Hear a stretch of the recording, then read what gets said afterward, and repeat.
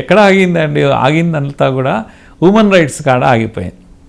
Human rights దాంట్లో ఏమంటాడు అంటే హ్యూమన్ రైట్స్లో నా లైఫ్ యూకేలో ఉంది, నేను ఇక్కడ ఉండి నేను ఇప్పుడు ఇండియాకి వెళ్తే అక్కడ జైల్లో యొక్క పరిస్థితి బాగాలేదు కనుక నేను సూసైడ్ చేసుకుంటాడు నా క్లయింట్ అక్కడికి వెళ్తే కనుక బ్రతికి ఉండాలంటే బ్రతికి ఉండేది ఆయన రైట్ కనుక, హ్యూమన్ రైట్ కనుక అక్కడ పోతే చస్తాడు ఇక్కడ. ఎందుకంటే అయితే రిపోర్ట్స్, ఇంటర్నేషనల్ రిపోర్ట్స్ కూడా మన జైలు కండిషన్స్ నిజంగా కూడా బాగా లేవు, చాలా ఇదిగా ఉన్నాయి.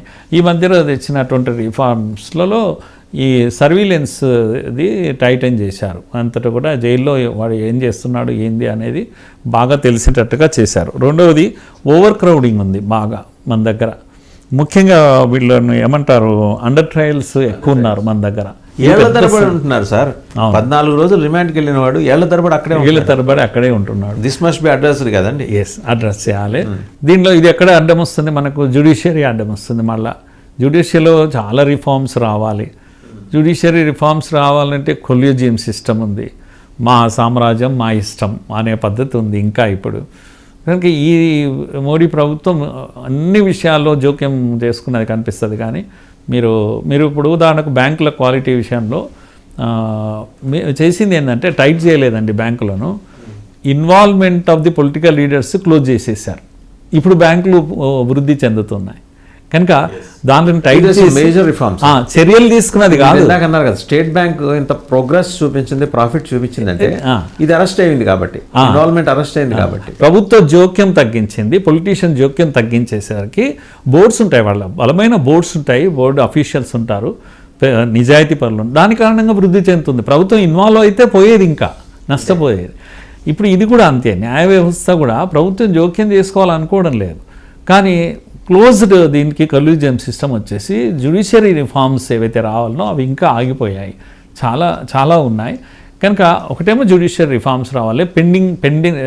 పెండెన్సీ అంటాం కదా, పెండెన్సీ ఆఫ్ కేసెస్ ప్రపంచంలో ఎక్కడ ఉండకపోవచ్చు. కనుక ఇప్పుడు ఉన్న కేసులన్నీ సాల్వ్ కావాలంటే ఇంకో 100 ఏళ్ళు కావాలి. కనుక అంత టైం పట్టాలి. ఇదే పద్ధతిలో పోతే మారిన పరిస్థితుల్లో టెక్నాలజీ మార్చాలి, ఇవన్నీ చేయాలి. అన్నిటికన్నా జైళ్ళ యొక్క పరిస్థితి అయితే ఇప్పుడు అడ్రస్ చేస్తుంది ప్రభుత్వం, మెల్లమెల్లగా అడ్రస్ చేస్తుంది. కానీ ఓవర్ క్రౌడింగ్నే చేయలేకపోతుంది, అండర్ ట్రయల్స్ను ఇంకా చేయలేకపోతుంది. అండర్ ట్రయల్స్ కనుక ఒక్కసారి అడ్రస్ చేస్తే ఖాళీ అయిపోతాయి జైళ్ళన్నీ కూడా మనకు. అప్పుడు these people can be accommodate. Minimum standards ఏవైతే వరల్డ్ వైడ్గా ఉన్నాయో వాటిని మనం రీచ్ అవుతాం. వీళ్ళు కూడా చెప్పడానికి మాన్యువల్స్ ని మనం వి కెన్ ఫాలో మాన్యువల్స్ ఉంటాయి కదా, ఇంటర్నేషనల్ మాన్యువల్స్ అదే క్లీన్ చేస్తున్నారు. అక్కడ లేదు కనుక మేము వెళ్తే చస్తాను నేను అని అంతా అయిపోయింది. మాల్యా విషయంలో it can't be an excuse అండి, it can't be an excuse కదా.